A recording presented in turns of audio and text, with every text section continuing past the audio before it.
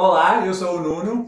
E eu sou o Igor, essa aqui é a assessoria de ciclismo VIC-CC e hoje nós vamos falar sobre um tema muito interessante: frequência cardíaca e treinamento com potência. Qual o melhor para você?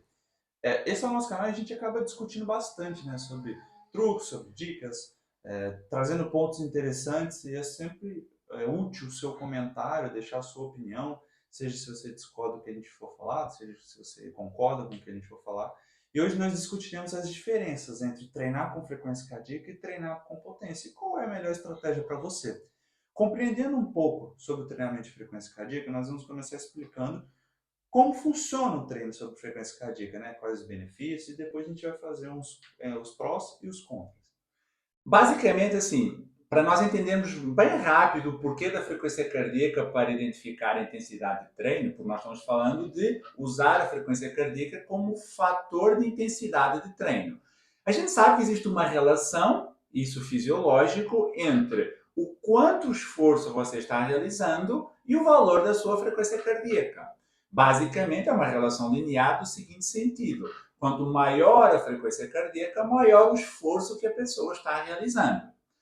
Todo mundo tem uma frequência cardíaca de repouso. Essa frequência cardíaca de repouso é considerado, como o próprio nome diz, repouso, e é o valor mais baixo que você vai encontrar.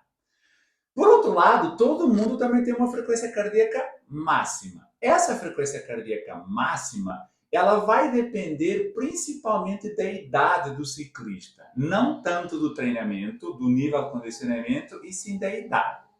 Vamos colocar de uma forma bem simples para nós entendermos. Por exemplo, um ciclista que tenha 30 anos, mais ou menos, isso tem fatores que podem alterar, mas a sua frequência cardíaca de repouso pode ser aproximadamente 60 batimentos por minuto e a sua frequência cardíaca máxima deve estar mais ou menos nos 190 batimentos por minuto. Isso quer dizer que dos 60 aos 190 é um espectro muito grande. E o que acontece ali? Dependendo do esforço que a pessoa esteja fazendo, seja caminhando, vamos para o ciclismo, seja pedalando leve, seja pedalando um pouco mais forte, seja pedalando muito forte, a frequência cardíaca vai ter uma resposta. Quanto mais intenso, maior a frequência cardíaca. Tá, normalmente nos treinos, ou melhor, os treinadores de ciclismo, eles dividem esse espectro da frequência cardíaca em zonas. Desde a zona 1, que é a zona mais leve, até a zona 5, que é a zona mais intensa. O que isso quer dizer? Frequências cardíacas mais baixas, elas estão na zona 1. Frequências cardíacas mais altas, ou seja, perto do máximo, elas estão na zona 5. Óbvio, zona 5 é um esforço muito intenso, então a tendência é que você não consiga manter esse esforço por muito tempo. Zona 1, zona 2 são esforços menos intensos ou leves, moderados. A tendência é que você consiga manter esse esforço por muito tempo. Então, a gente se baseia no valor da frequência cardíaca de acordo com a intensidade de treino. Então, se o treinador, se o coach de ciclismo te pede para fazer um treino leve a moderado, a gente sabe que esse treino deve estar até a zona 2. Se for mais que isso, não está sendo leve a moderado, porque a frequência cardíaca está te mostrando isso.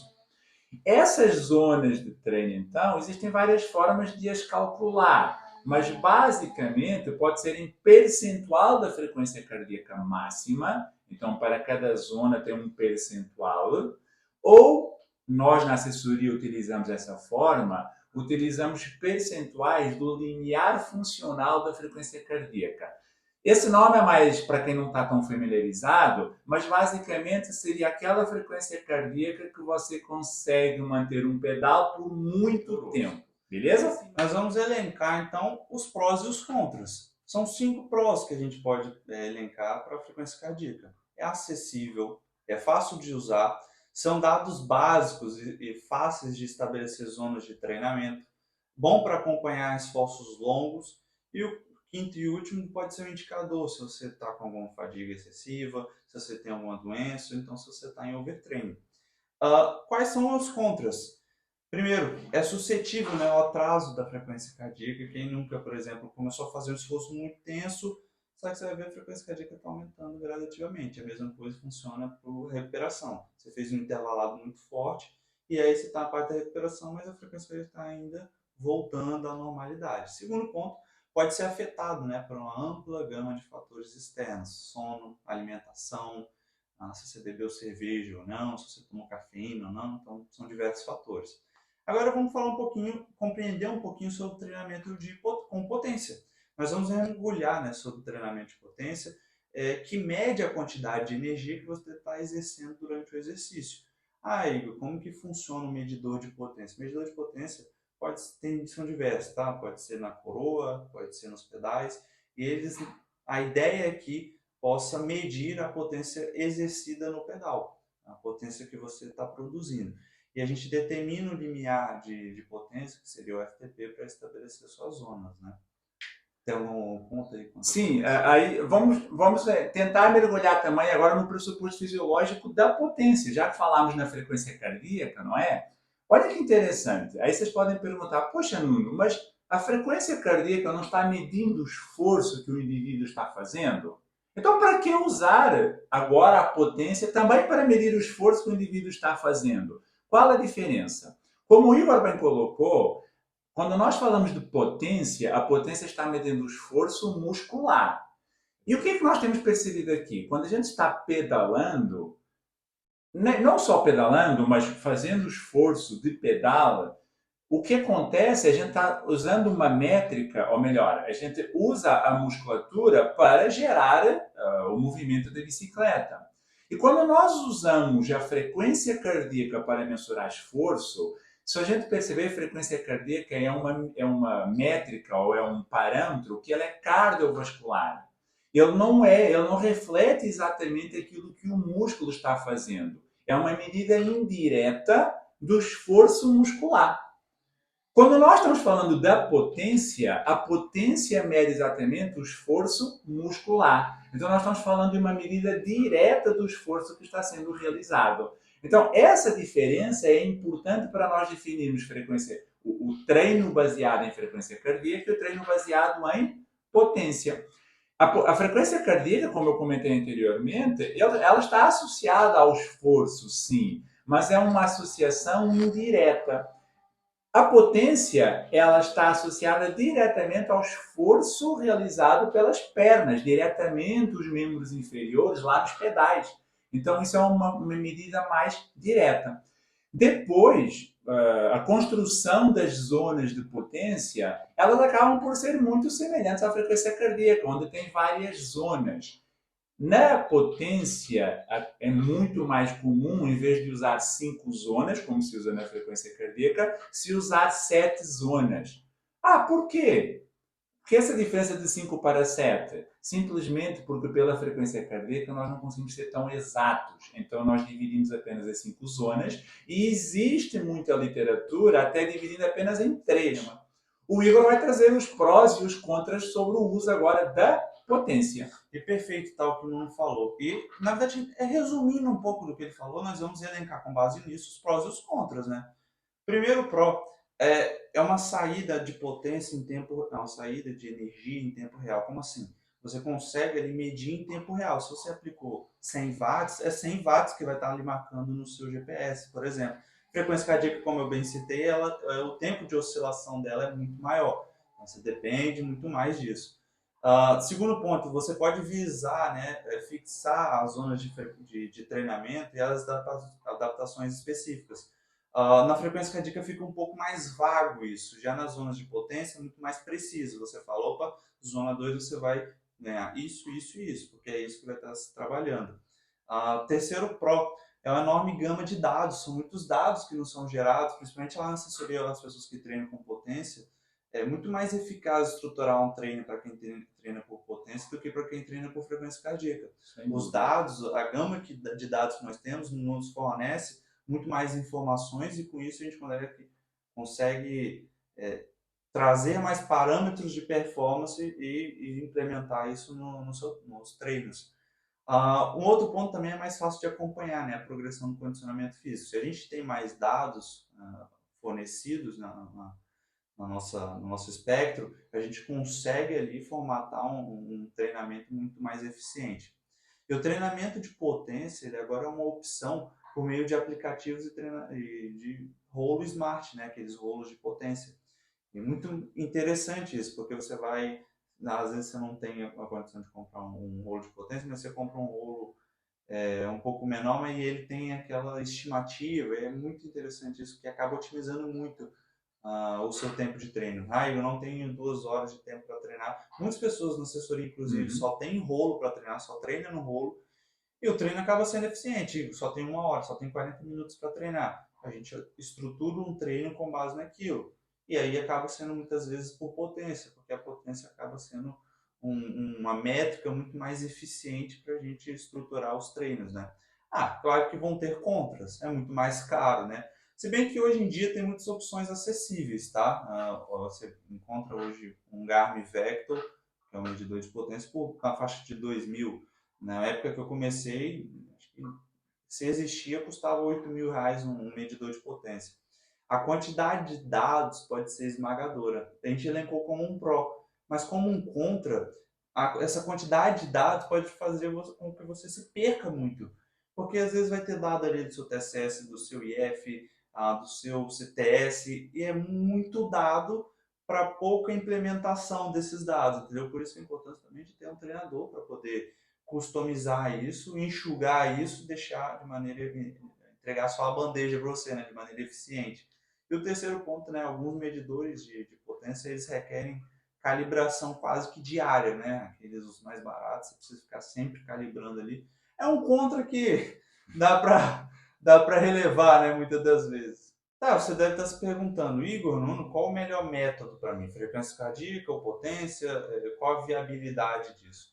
Você tem que considerar alguns fatores, como, por exemplo, seu objetivo, seu nível de condicionamento físico. Eu acho que principalmente, né, o orçamento que você tem disponível. É, Mas, sim, o treino meio por potência é muito eficiente, mas é muito específico. Então, vai depender de quais são sempre os seus objetivos. Né? Se você quiser, deixa aqui seus objetivos no comentário que a gente te responde. Mas vai depender sempre dos seus objetivos. A frequência cardíaca, você otimiza muito o seu treino, é uma opção muito mais barata. E se você não tem pretensões de competir, se você não tem pretensões de ter esse algo a mais, também não faz diferença. Então, depende muito dos seus objetivos. Eu vou começar até pelo orçamento. Porque às vezes a gente também pode ter uma falsa impressão que o orçamento vai ser muito pesado para a potência e o que não é para a frequência cardíaca. Isso não é mentira se a gente procurar um frequencímetro que seja mais em conta, um valor mais em conta. Até porque normalmente quando a gente compra um ciclo ao computador, ou já vem com a cinta cardíaca, ou a gente faz um investimento um pouco maior só para a cinta e resolveu. Mas imagina que você está sem nada, sem ciclocomputador, sem potência, não tem nenhum nem outro. E você vai procurar um ciclocomputador da Garmin, sei lá, o 1000, o 1010, né? 1080. 1080, ele vai ser caro, ele vai ser muito caro. Mais caro até do que o medidor de potência. Então, às vezes, se você for bem orientado, você compraria um ciclocomputador um pouco mais barato junto com o medidor de potência. Então, isso também é um pouco relativo hoje em dia. Mas, de uma forma geral, a gente colocando medidores de potência razoáveis, comparando com ciclocomputadores razoáveis, o ciclocomputador é mais barato e já traz a frequência cardíaca, não é? Então, isso é um ponto sem dúvida nenhuma. Mas os outros pontos eu acredito que sejam mais importantes, que é a parte dos seus objetivos individuais e isso relacionado com o seu nível de condicionamento. O que isso quer dizer? Se você é um iniciante no ciclismo, se você não tem pretensão de competição, realmente o uso da potência, por gerar muito dado, por ser muito mais específico, pode não fazer sentido para você. Não é necessário. O uso da frequência cardíaca já é bem mais do que suficiente para os seus objetivos. E nós, na assessoria, sempre recomendamos dessa forma. Quando nós fazemos a abordagem inicial com o nosso cliente, nós, a partir dos objetivos, a partir daquilo que ele já pedala, a gente consegue passar para ele a noção, não precisa da potência, porque existe muitas vezes essa falsa impressão de que para treinar com assessoria precisa de um potencímetro. E não, a frequência cardíaca pode ser mais do que suficiente pensando nesses objetivos. Agora, se você tem objetivos de competição, você já é um ciclista experiente, quer realmente aumentar o seu nível, chegar a um patamar diferente, às vezes o potencímetro pode fazer essa diferença. E aí o investimento no potencímetro pode ser interessante. Existe também essa questão de que o potencímetro te traz mais dados com facilidade de interpretação em ciclismo de estrada. Não que eles não sejam importantes para o ciclismo de mountain bike, eles também são, mas a interpretação fica mais fácil no ciclismo de estrada e eles são mais fáceis de conseguir alcançar pelo ciclismo de estrada. Mas basicamente o que vai definir então se você deve investir num potencímetro ou não é realmente aquilo que você pretende dentro do ciclismo. Mas eu nem frequencímetro tenho. Não tenho frequencímetro, não tenho potencímetro, quer dizer que eu não consigo treinar adequadamente. A gente vai gravar até um vídeo sobre isso também, quando não usa nenhum nem outro, se dá para conseguir também ter um treino adequado para o seu nível. Beleza? E o spoiler, consegue sim, né? Ótimo. Se você gostou do vídeo, deixa aqui nos comentários a sua opinião sobre o tema, compartilha com seus amigos, no seu grupo de WhatsApp e veja aqui os outros vídeos do canal. Um abraço e bons pedais.